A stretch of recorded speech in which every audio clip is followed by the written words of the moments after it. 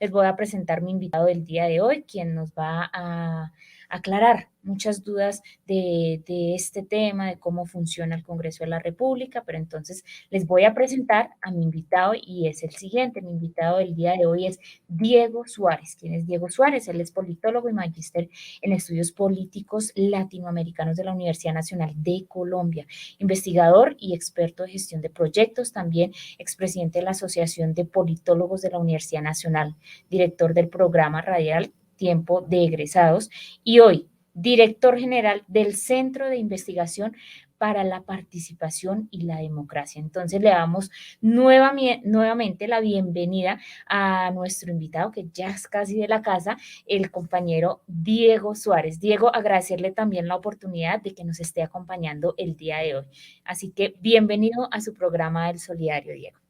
Muchísimas gracias por la invitación, Miguel, Pablo, un placer estar de nuevo acá, como siempre, hablando de estos temas que son para mí de particular interés. Muchísimas gracias.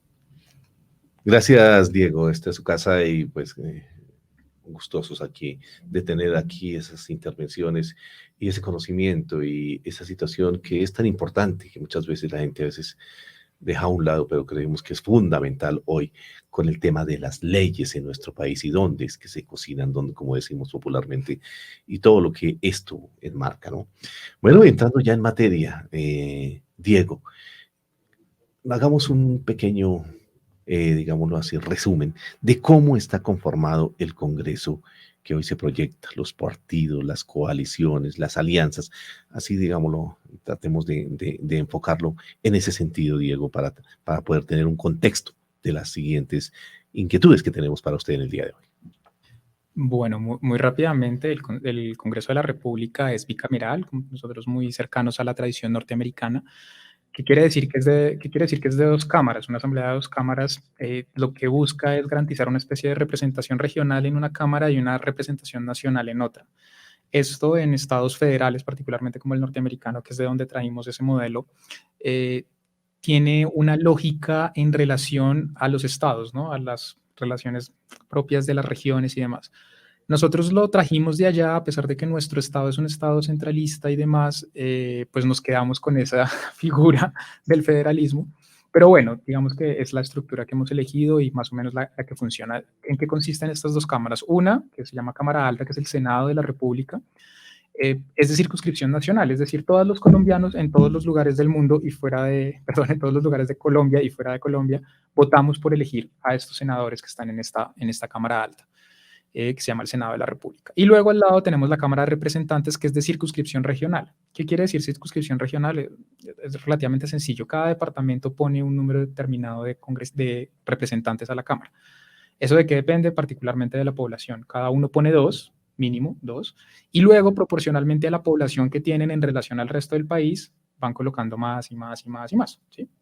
6, 7, 8, eso depende del número de habitantes que tengamos.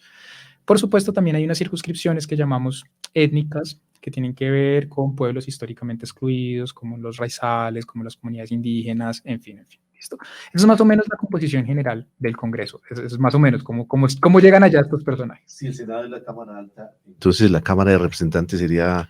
La Cámara Baja se suele decir así, en estos lenguajes parlamentarios hay muchísimas figuras, recuerden, la que nosotros usamos que es de Congreso, es una forma de hacerlo, hay otras que son de carácter parlamentario, hay otras que son asambleas, otras que son, bueno, no recuerdo, hay como 4 o 5 tipos diferentes de organizarlo. Esta es una, la nuestra, que es de carácter bicameral y suele decírsele Cámara Alta al Senado, ¿por qué?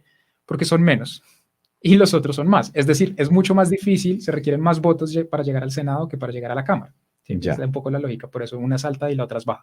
También hay unas diferencias en sus funciones, si se quiere. La Cámara Alta suele tener unas funciones un poco casi que de control político, más elevadas que las de la Cámara, bueno, pero eso, digamos, son ya detalles técnicos. Diego, y en cuanto al número de integrantes de cada una de estas cámaras, ¿cómo está hoy conformado? Bueno, me cogen un poco ahora en frío, porque normalmente en nuestra Constitución se supone que son 100 senadores, pero bueno, eso ha estado cambiando, ahorita son 108. ¿Por qué? Producto del acuerdo de paz y producto de que tenemos 2 de circunscripciones indígenas, entonces eso nos va subiendo el número. Y en la Cámara, si no me falla la memoria, son 100, voy a cometer aquí una... 160 y algo, porque además tenemos ahora 16 circunscripciones especiales de paz. Ah, Entonces estamos cerca de los 170 y algo, no recuerdo ahora bien el número, porque claro, lo hemos estado cambiando. Y el número de la Cámara sí cambia en función de los habitantes que tiene cada una de las circunscripciones. Entonces ya. ahí tenemos cambios. Pero si me dan un instante, les doy el dato Bueno, exacto. ya más adelante vamos a mirar eso entonces, porque, bueno, son datos muy importantes que en el día de hoy Diego nos ha traído para este programa de El Solidario y frente a lo que ocurre o viene ya ocurriendo desde la instalación del Congreso, donde se posicionó como presidente el senador del Pacto Histórico, Roy Barreras. Diego, ¿qué tan fuertes son las coaliciones? ¿Qué importancia tiene en el momento la designación de los cargos, que era como lo que se movía previamente a este 20 de julio? Bueno, eso es un tema relativamente complejo porque hemos hecho nosotros un cambio de modelo. ¿Qué quiere decir esto? Cuando nosotros teníamos un sistema bipartidista, era muy fácil determinar quiénes estaban en el gobierno y quiénes no estaban en el gobierno. Y eso permitía que la toma de decisiones en el Congreso fuera, digamos, mucho más previsible. Cuando pasamos a un sistema multipartidista como el que tenemos ahora, eh, ese sistema empezó a funcionar, es decir, tuvimos un sistema multipartidista con reglas de un sistema bipartidista y eso salió muy mal. Eso salió muy mal porque los partidos entraban y salían del gobierno con una facilidad increíble, dependían mucho de las cuotas burocráticas que se les entregaran y entonces se creó una especie de tradición casi lógica de una lógica transaccional entre los congresistas y el ejecutivo. Es decir, usted me da votos, yo le doy puestos, ¿sí? Y un poco el estatuto de la oposición y la última reforma política lo que trataba era controlar eso. ¿Cómo lo buscaba controlar? Con una definición específica que cada uno de los partidos tenía que hacer de definirse si es de gobierno, si es de oposición o si es independiente.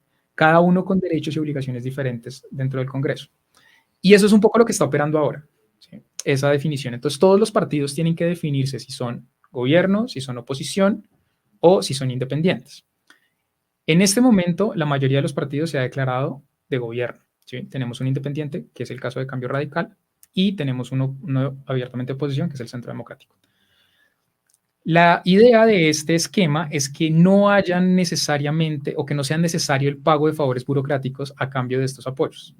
Sin embargo, pues en la práctica política la realidad es otra. Entonces, un poco lo que estamos viendo y un poco con el sonajero ministerial, porque aún no tenemos todos los ministros claros, no sabemos todos los cargos cómo están, es previsible que hayan algunas entregas de cargos burocráticos a cambio de apoyos de partidos no muy cercanos al nuevo gobierno, particularmente el caso del Partido Liberal, por ejemplo.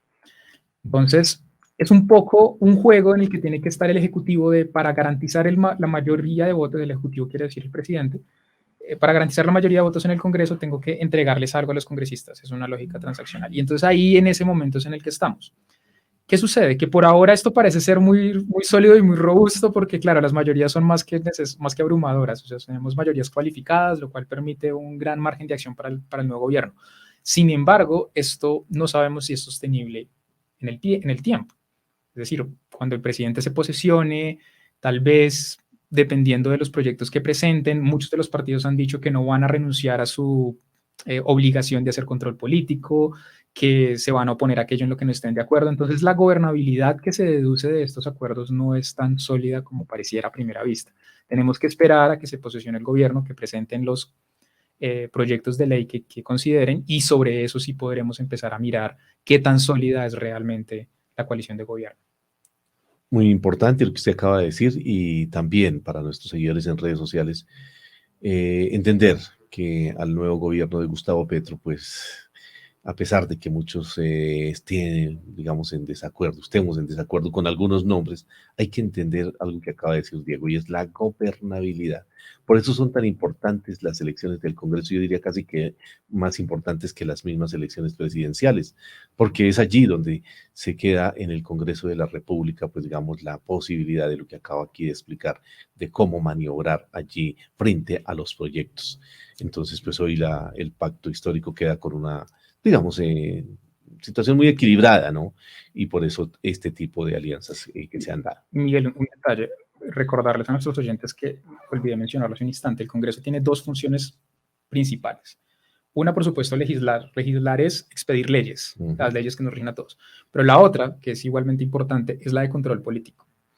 Y para un ejecutivo es fundamental tener un control político favorable. ¿Por qué? Porque nuestra estructura institucional permite que el Congreso sea capaz casi que de bloquear al gobierno si lo quiere. Nosotros estamos en un punto medio, esto nos pasa un poco por importar ideas de todos lados, que tenemos un punto medio entre un sistema congresional clásico y un sistema parlamentario. Y hay una moción una figura que nos trajimos del sistema parlamentario, que es la moción de censura. ¿Sí? Eso no existe en un modelo congresional, pero pues nosotros lo tenemos porque nos gusta ser especiales.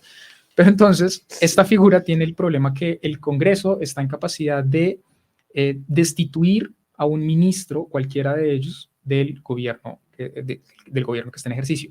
Y eso puede entorpecer fundamentalmente cualquier acción, intento del gobierno. Es decir, es muy importante que para un gobierno tenga capacidad de acción, que el Congreso sea favorable o por lo menos no le sea del todo adverso, para evitar precisamente que por vía de la función de control político quede bloqueado y no pueda tomar acciones. Entonces, es una relación compleja, es una relación difícil, pero no está, digamos, limitada única y exclusivamente al ejercicio de sacar leyes, sino que también tiene que ver con las acciones propias del Ejecutivo en el caso del control político. Leyes y control político. Bueno, muy importante esta aclaración, Diego. Paulita también tiene más inquietudes para nuestro invitado especial en el día de hoy.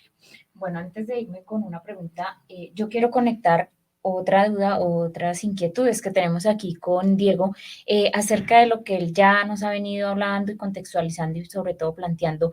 Y Diego, yo quisiera saber, y sé que muchos de nuestros seguidores también ¿podemos decir que se ha dado un avance positivo en relación a los acercamientos y diálogos para la conformación de este Congreso?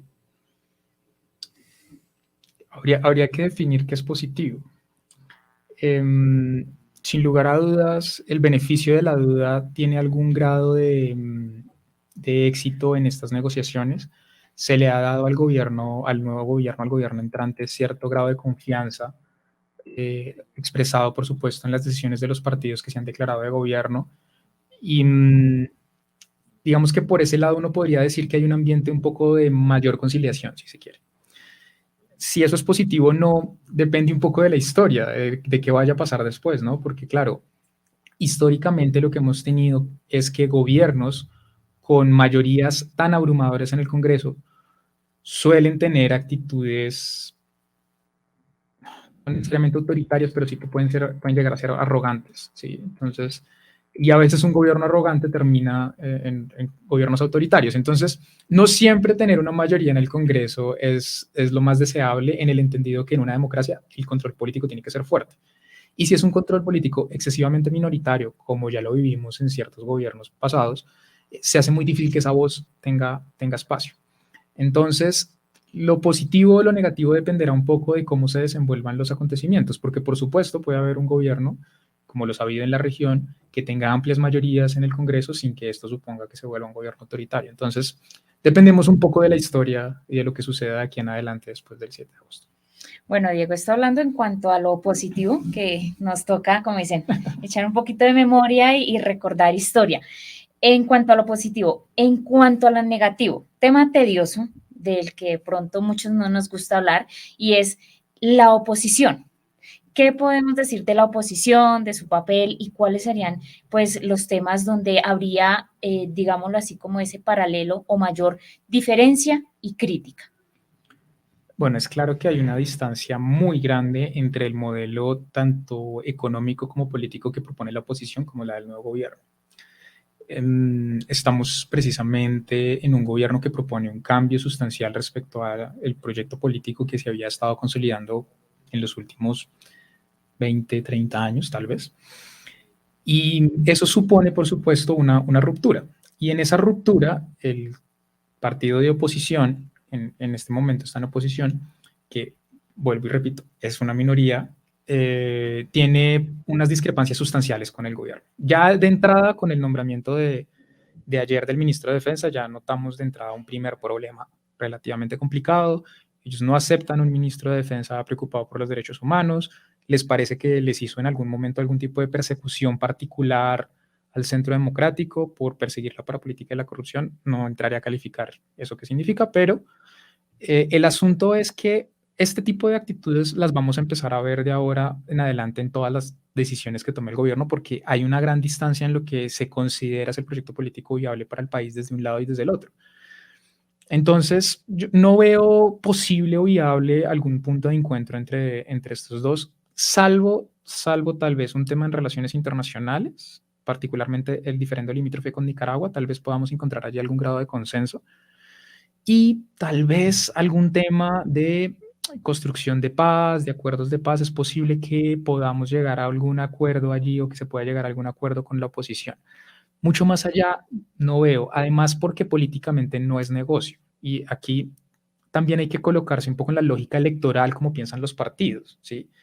Para un partido como el Centro Democrático es muy rentable estar en la oposición. O sea, recuerden, ellos acaban de dejar el gobierno y la forma como llegaron al gobierno de ellos fue haciéndole oposición al gobierno Santos. O sea, recuerden esas épicas y curiosas sesiones del Congreso en el que Jorge Robledo resultaba de acuerdo con el Centro Democrático. Es una cosa absolutamente, pues, macondiana, pero digamos, sucedía en la lógica de la oposición al gobierno Santos II.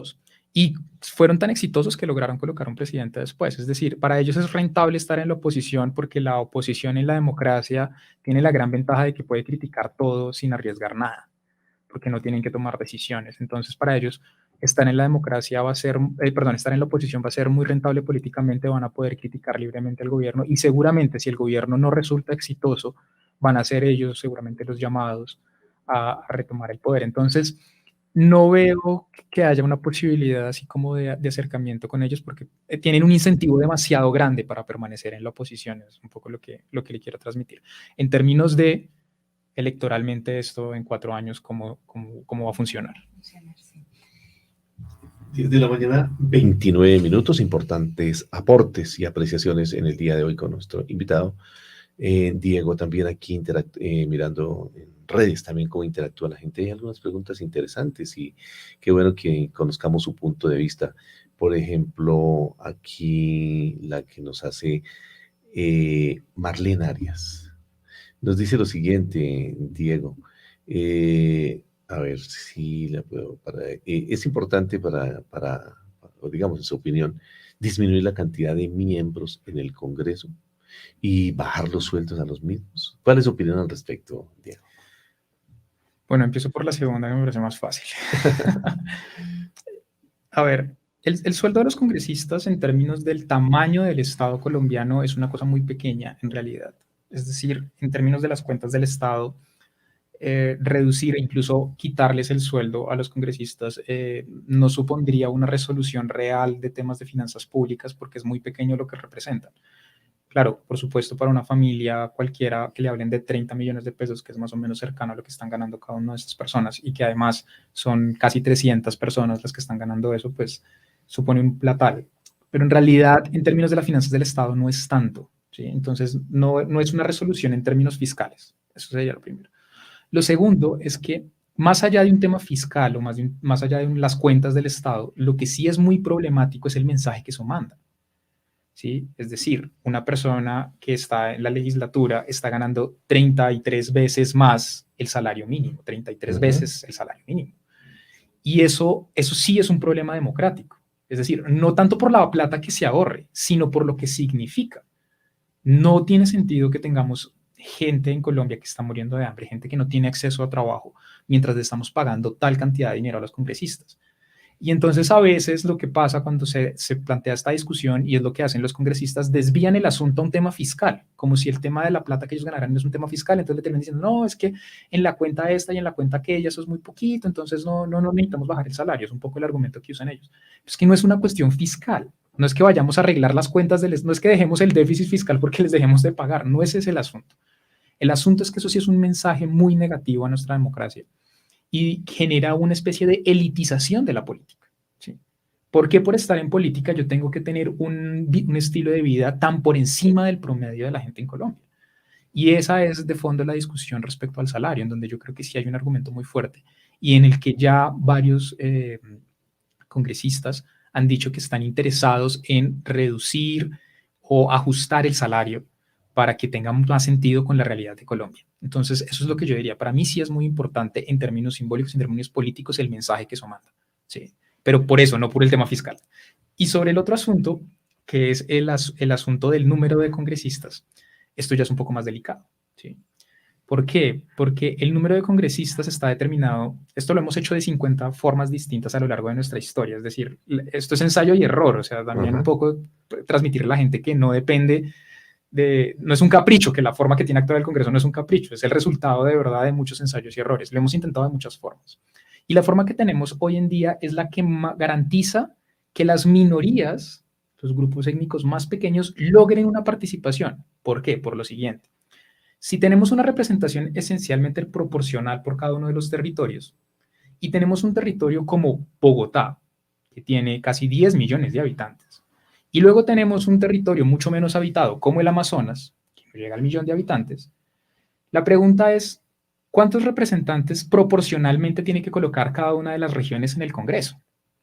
Y es ahí donde la cosa se nos pone un poco complicada, porque al reducir el número de congresistas tenemos que hacer dos cosas. Solo hay dos caminos. Uno, o sobre representar a las regiones, que significa que no importa que usted tenga 10, 20 o 30 millones de habitantes, tendrá el mismo número de representantes que una población que tiene muchos menos. Esa es una opción. O la otra opción es subrepresentar a las regiones, de tal suerte que si una persona un voto, y yo hago la cuenta proporcional, a Bogotá le corresponden 50 representantes y al Amazonas ninguno. ¿Sí? Entonces, ¿cómo ajustamos eso si lo reducimos? Es muy complicado. No es tan fácil como decir, no, pues saquemos 50 personas. Bueno, es que sacamos 50 personas, se nos van los afros, se nos van los indígenas, se nos va el Chocó, se nos va la Guainía, en fin. Y luego, ¿cómo sabemos qué está pasando en esas regiones en el Congreso? No hay forma de saberlo. ¿Sí? Entonces, no es tan fácil ni tan sencillo reducir el número. La figura que tenemos hoy en día nos garantiza cierto grado de representación territorial, al mismo tiempo que garantiza cierto grado de proporcionalidad en las poblaciones, ¿sí?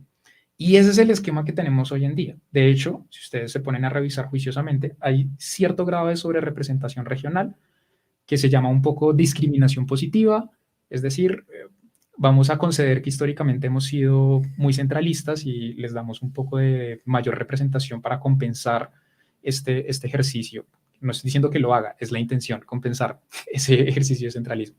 Pero entonces, yo ahí sí veo un poco más problemático la propuesta de la reducción del Congreso para poder garantizar las representaciones como las tenemos hoy en día. Yo creo que es un tema que hay que pensarlo, hay que discutirlo, por supuesto, pero yo no estaría en principio a favor de una reducción del Congreso. Bueno, dicen que el pez grande se come al chico, entonces en una situación de esto, pues seguramente que quienes quedarían favorecidos, pues son los que más, digamos, poder tienen ahí, y los partidos pequeños, las ciudades pequeñas, bueno, las regiones pequeñas, seguramente serían las sacrificadas. Bueno, todo eso es que ya nos ha pasado, o sea, ya lo hemos hecho, ya salió mal ambas cosas, es decir, en algún momento hicimos una sobrerepresentación regional, recuerden ustedes Estados Unidos de Colombia, nuestra República Federal, y terminamos en una pelea que ni les cuento, en una guerra. Y luego lo que hicimos fue, no, entonces una representación para la población, y claro, el centralismo nos comió vivos.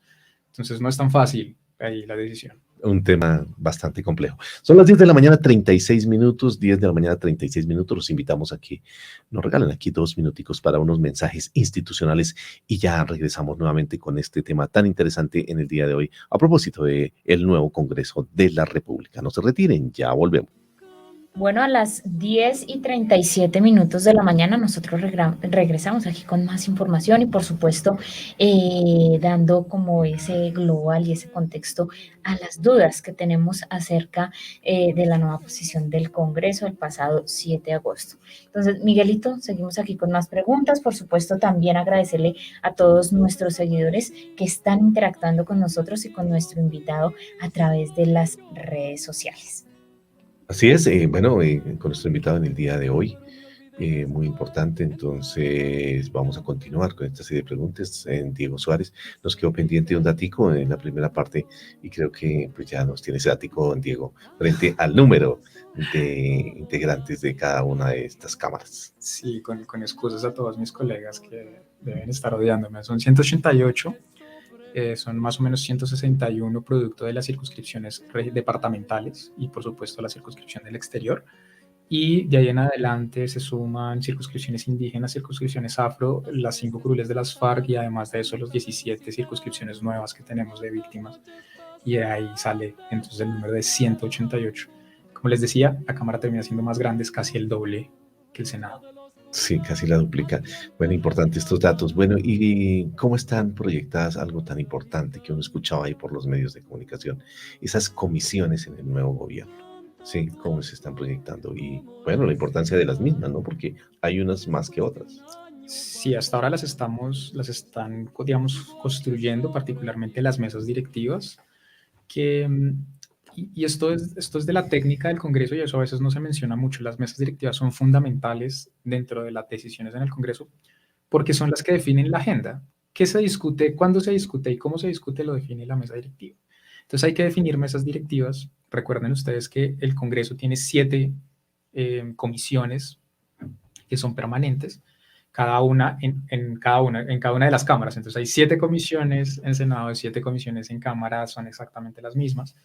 Y en cada una de ellas se discuten diferentes temas, ¿no? Entonces está una de asuntos internos, otra que es de relaciones exteriores, otra que es una comisión económica, y así de diferentes temas, una comisión agraria, en fin, cada comisión estudia. Y un poco la lógica que tiene esto es que durante un periodo de los 4 años, un congresista se especialice en un tema y tenga la habilidad. Recuerden que el Congreso, cada congresista además tiene una UTL, que es una unidad de trabajo legislativo, que es un equipo de personas profesionales, expertos en el área, que conocen el proceso legislativo y demás, y junto con ellos se van a especializar en un tema específico. Entonces, si yo estoy en la comisión tercera, creo que es la comisión económica, entonces tengo que estar pendiente de la política fiscal, la política tributaria, la política económica, y entonces empiezan los congresistas a especializar específicamente en cada uno de esos temas, y eso les permite tomar, en teoría, mejores decisiones. Ese es el esquema, es decir, es el ideal, para eso están constituidas estas comisiones. Y en este momento se están construyendo. ¿Cómo se construyen estas comisiones? Es de las cosas más interesantes que pasan en el Congreso, porque cuando uno lo ve de afuera parece que no se ponen de acuerdo en absolutamente nada. ¿Sí? O sea, uno ve afuera, lo que uno ve es una pelea constante y unas discusiones muy fuertes entre gobierno y oposición, bueno, en fin. Pero luego cuando uno va a mirar la técnica del Congreso, se da cuenta que todas estas mesas directivas son nombradas por acuerdo. Siempre se ponen de acuerdo tanto oposición como gobierno para determinar. Recuerden que eso es parece una estructura burocrática increíble, ¿no? Entonces tiene presidente, primer vicepresidente, segundo vicepresidente, secretario y subsecretario. Entonces todas las comisiones son iguales, es un montón de gente. Claro, para que los 200 o los 300 tengan cada uno algo que hacer, pues eso es un montón de cargos. Pero bueno, independientemente de eso, lo que sucede es que todos esos puestos que son fundamentales en las discusiones se toman por acuerdo. Y dependen también de un poco de la fuerza que tenga cada partido que está representada en el número de congresistas que tiene cada uno. Y un poco eso es lo que está pasando en este momento. Lo que vamos a empezar a ver estos días es que se están ajustando las fuerzas. Ya tenemos la mesa directiva, la principal. Recordemos que siempre el segundo vicepresidente se le entrega a la oposición, entonces pues ahí ya tenemos el Centro Democrático, en la primera vicepresidencia tenemos en la presidencia del Senado tenemos a Roy Barreras, a Racero en la Cámara de Representantes. Bueno, digamos, ya empezamos a ver las cabezas de las mesas directivas y lo que viene en estos días es empezar a componer las cabezas de esas comisiones que son las que van a empezar a discutir.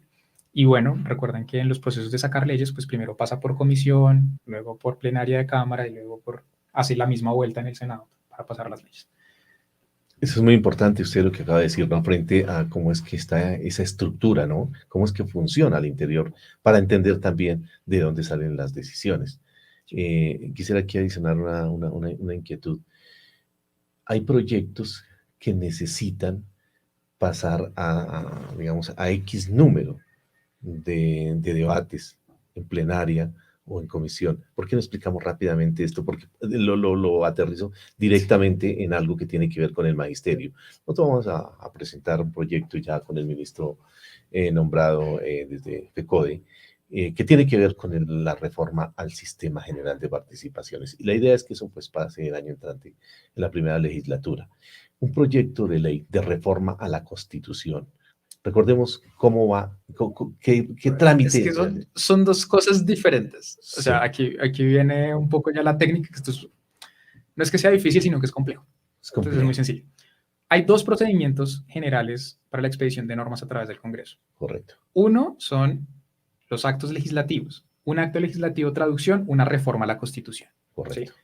Eso tiene un procedimiento. Y hay otra cosa que se llama expedición de leyes o iniciativa legislativa, que es los proyectos de ley, es decir, leyes de todo nivel, ¿no? Estatutarias, orgánicas y bueno, y las normales y ordinarias. ¿Sí? Y son 2 procesos diferentes. Entonces, vamos primero con el más sencillo, que es el de expedición de las leyes. Una ley cualquiera.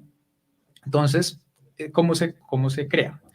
Por supuesto, las personas que están allá y nos representan en el Congreso tienen una cosa que se llama iniciativa legislativa. ¿Qué significa iniciativa legislativa? Que pueden presentar las leyes ellos mismos. Cualquier senador o cualquier representante de la Cámara puede presentar un proyecto de ley. ¿Quién más tiene iniciativa legislativa? El presidente de la República, por supuesto, los ministerios y algunos órganos de control, ¿sí? Tienen iniciativa legislativa. ¿Quién más tiene iniciativa legislativa? El pueblo, a través de unas consultas, como la consulta anticorrupción y demás. Ahí hay unos mecanismos de participación que permiten colocar en la mesa del Congreso un proyecto de ley, ¿sí? Entonces, ese es el primer paso. Alguien presenta una cosa que llama proyecto de ley. Sí. Ese proyecto de ley tiene un tema, porque guarda unidad de materia, como dicen los abogados. Ese tema define a qué comisión va. ¿Se acuerdan que les había dicho que estaba dividido en 7 comisiones? Bueno, según la comisión que más le corresponda, va a esa comisión. Esa comisión estudia el texto, ¿sí? Y dice, lo vota a favor o lo vota en contra. El número de votos necesarios para que se apruebe o no depende del tipo de ley. Esto es complejo, pero no es difícil. Síganme un poco. Si es una ley ordinaria, se requiere 50+1. Si es una ley estatutaria, un poco más. Si es una ley orgánica, más. Sí, porque se supone que eso es una jerarquía que tienen las leyes, ¿sí? Entonces, depende un poco de qué tipo de ley sea. Pasa el debate en comisión. Digamos que este proyecto ha entrado por Cámara. Yo creo que ustedes han escuchado eso en noticias, ¿no? No, es que entró por Cámara o entró por Senado. Entonces, en la comisión de Cámara se discute y dijo, sí, este proyecto está bien, ¿sí? Entonces, la comisión de los 17 o 10 que sean, dicen, bueno, sí va, nos parece bien. Entonces, va a la plenaria de la Cámara.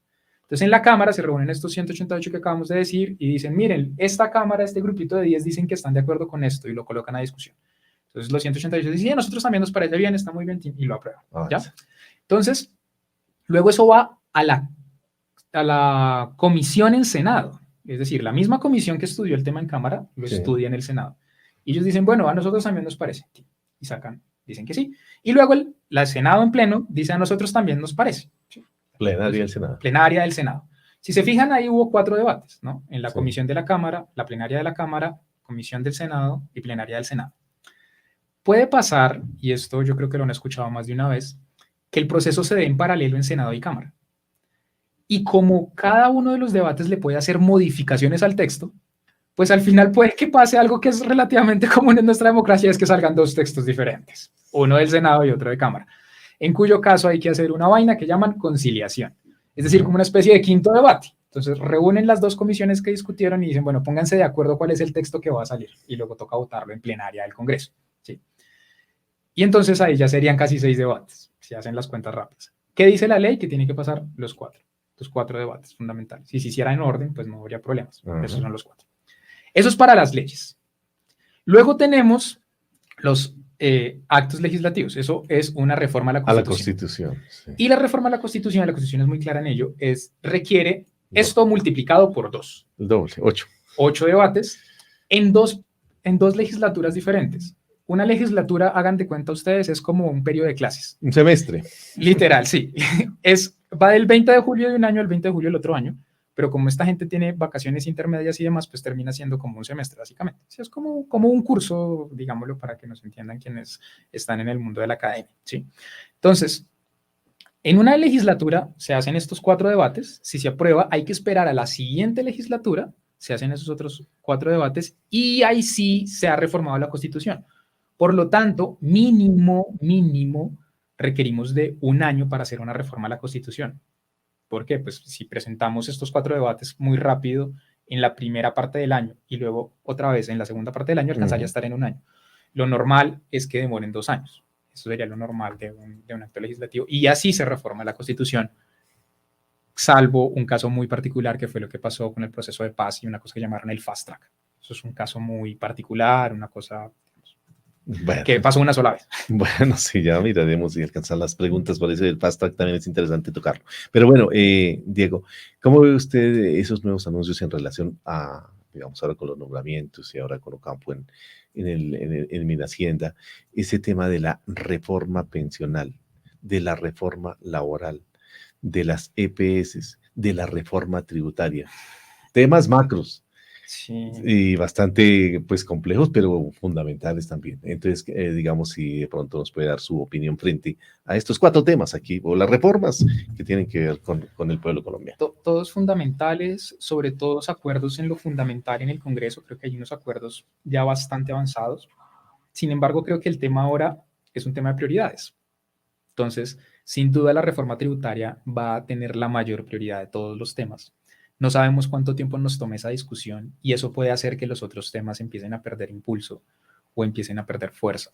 Y yo creo que ahí es donde está el reto. El gobierno, por mencionar estos 4, pero hay muchos más, la reforma agraria, hay un montón de temas más. Y la pregunta es si la capacidad del legislativo da para tramitar todas esas propuestas a la velocidad que se requiere y más cuando son cambios estructurales.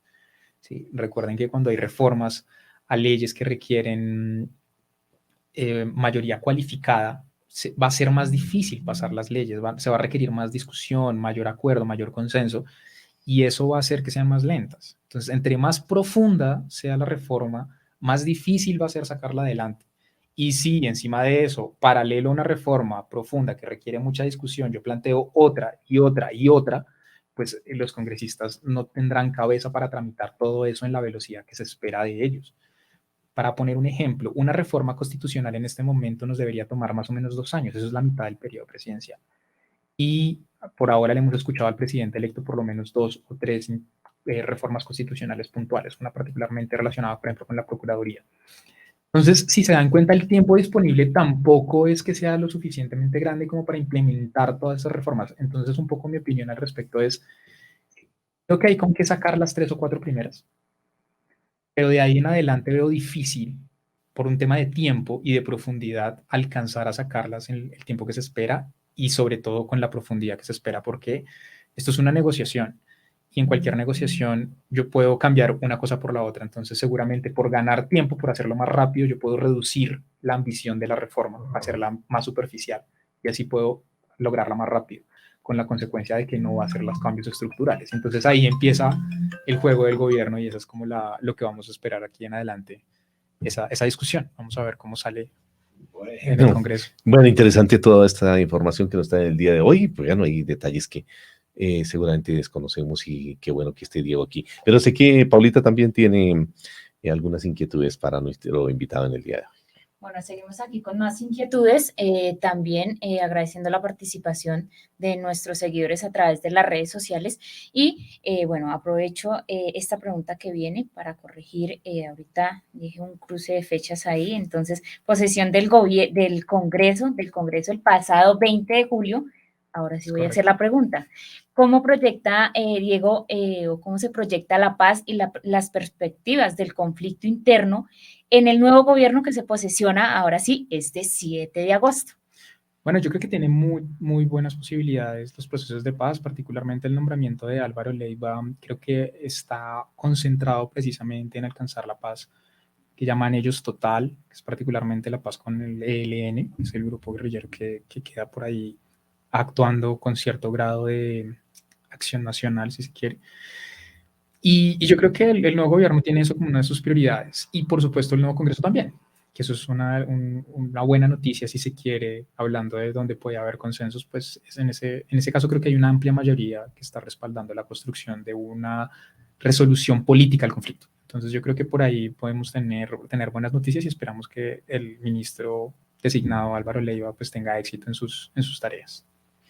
Bueno, Diego, hablemos un poquito como de la influencia de los ministerios, de los organismos descentralizados en relación a los compromisos políticos que ya se adquiridos. No te entiendo muy bien la pregunta. Bueno, digamos como esas influencias o qué tanto influyen, ¿sí? Yeah. Como esos ministerios y por supuesto pues esa descentralización en relación a los compromisos políticos que ya se han venido pues adquiriendo.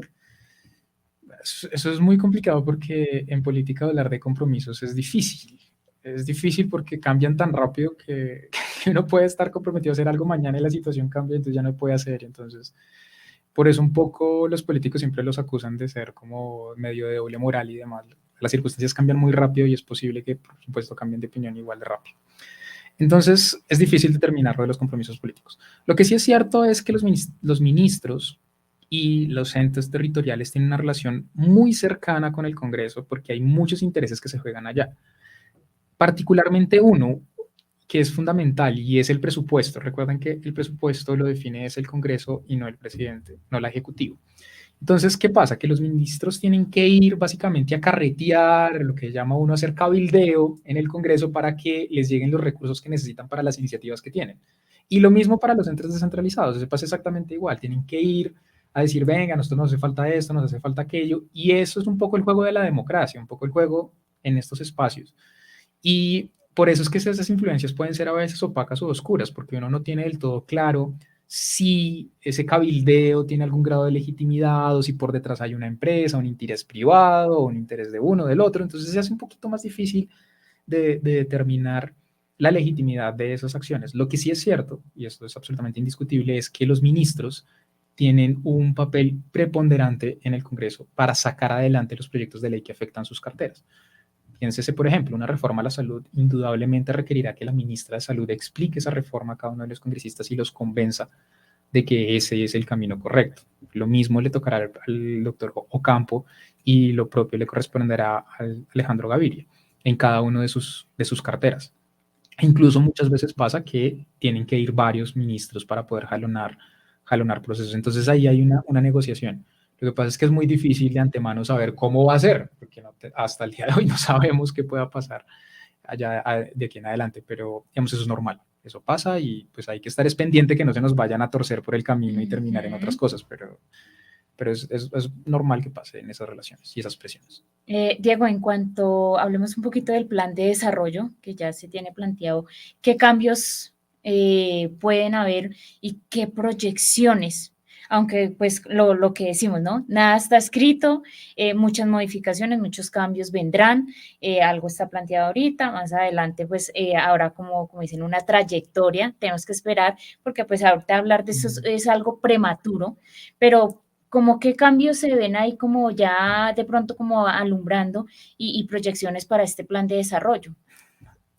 Yo creo que ahí el presidente electo Gustavo ha sido muy hábil en insistir que esto es una discusión nacional que va a tomar tiempo.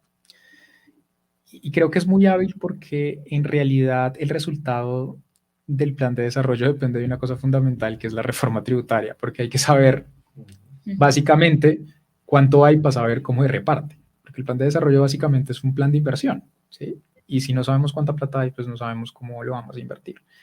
Y entonces dependemos un poco de que salga del Congreso en estos 4 meses que vienen, porque la idea es que esa reforma tributaria se apruebe antes de que acabe el año, porque es urgente para las finanzas del Estado. Y sobre la base de lo que salga de ahí, ahí sí podremos decir, bueno, con este presupuesto podremos hacer esto o aquello. Entonces, por eso, no creo que la discusión sea prematura. Lo que creo que es prematuro es empezar a colocarle números, ¿sí?